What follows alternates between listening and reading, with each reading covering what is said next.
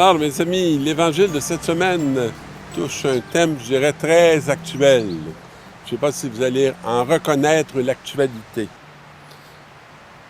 Dans sa marche vers Jérusalem, Jésus passait par les villes et les villages en enseignant. Quelqu'un lui demande, « Seigneur, y aura-t-il peu de gens qui vont être sauvés? » Et Jésus leur dit, « Efforcez-vous d'entrer par la porte étroite, car je vous le déclare, beaucoup chercheront à entrer et ne pourront pas.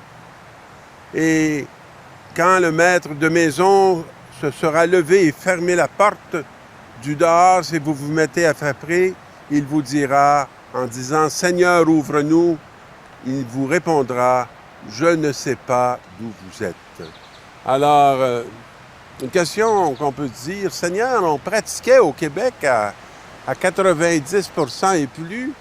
Tous ceux qui ont lâché vont-ils être sauvés? Est-ce que c'est juste le petit nombre qui reste dans nos églises qui va trouver une place auprès de toi?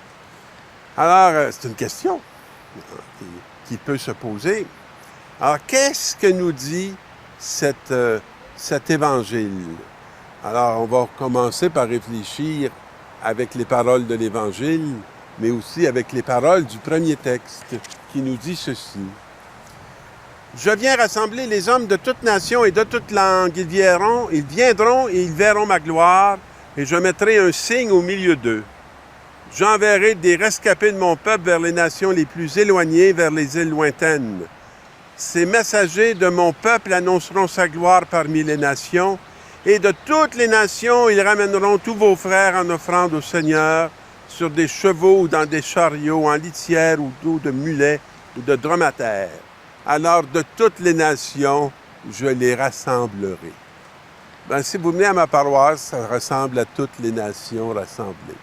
Ce n'étaient pas ceux qui étaient dans le 90%, mais de partout, de toute la terre, il est très évident, si on passe à Montréal, qu'on s'aperçoit que des frères et des sœurs sont venus se joindre à nos communautés chrétiennes.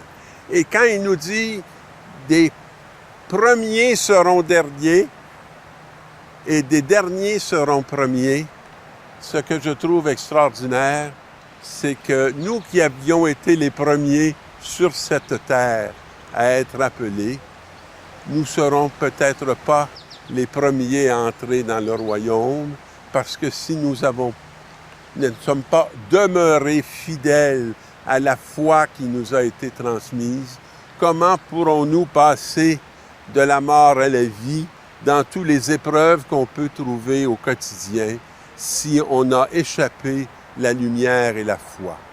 Nous ne sommes pas condamnés au néant, mais nous sommes, je dirais, interpellés si on a pris du large à retrouver le chemin du port.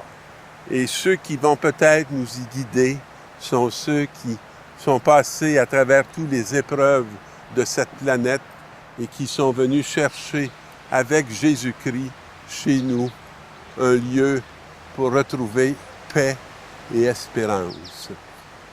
Je suis abondamment, je dirais, gratifié par la foi de tous ces nouveaux frères et toutes ces nouvelles sœurs. Quand je prêchais dernièrement à la paroisse, je disais aux gens, j'ai beaucoup de difficultés à entendre dire que notre Église est vieille. Parce que lorsqu'on dit que notre Église est vieille, on parle souvent de notre génération qui est moins présente qu'il le fut déjà. Mais notre Église, elle est constituée de toute cette richesse de la chair chrétienne qui, je dirais, s'est développée sur les terres d'Afrique, sur les terres d'Asie, sur les terres des pays de l'Est, un peu partout dans le monde, et qui maintenant sont chez nous et qui nous enrichissent comme corps du Christ de leur expérience qui n'a pas fini de nous apprendre les merveilles de Dieu. Dans la deuxième lecture, « Frères, n'oubliez pas cette parole de réconfort qui vous est adressée comme à des fils.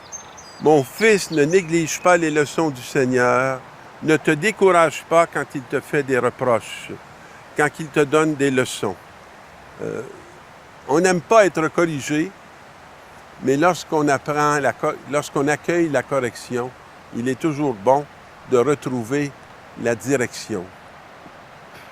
Après 42 ans de ministère, je suis encore capable de dire que je suis heureux d'avoir fait ce choix dans ma vie, d'être un témoin de Jésus-Christ. Et ce qui me réjouit, ce n'est pas nécessairement le pouvoir qu'on pourrait attribuer à des prêtres. Ce n'est plus tellement un lieu de pouvoir, mais c'est un lieu extraordinaire de communion. C'est un lieu extraordinaire pour aller à la rencontre de frères et des sœurs qui, au nom du Seigneur, ont tellement de choses à nous révéler, qu'ils soient d'ici ou qu'ils soient d'ailleurs, qu'ils soient jeunes ou qu'ils soient plus vieux. Chaque fois que j'ai la grâce de pouvoir ouvrir mes oreilles et ouvrir mon cœur à ceux vers qui je suis envoyé et ceux vers qui sont aussi envoyés vers moi, je découvre la grandeur infinie de la grâce de Jésus-Christ. Alors je la souhaite et pour moi et pour les autres, et c'est pourquoi je suis toujours très heureux de pouvoir partager sa parole, puis aller à la rencontre même de tous ceux qui m'entendront par la voix de cette prédication pour faire route avec eux vers celui qui nous amène au-delà du présent, vers une dimension tellement plus juste et plus vraie de ce que l'on porte en nous, dans nos corps qui sont, comme dirait des vases d'argile. Ce que vous endurez est une leçon.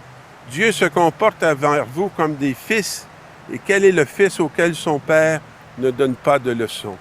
Alors, rendons grâce pour les difficultés de la vie qui viennent nous éclairer et qui viennent nous convertir. Sinon, nous pourrions rester dans l'illusion jusqu'à la fin de nos jours, ce qui ne serait pas une merveille de fécondité pour ceux qui nous sont proches et qui nous regardent, je dirais, aller. Alors, je vous souhaite une bonne semaine et ne vous privez pas du corps du Christ et ne privez pas votre présence à ce corps de Jésus-Christ qui a besoin de vous. Bonne semaine, mes amis.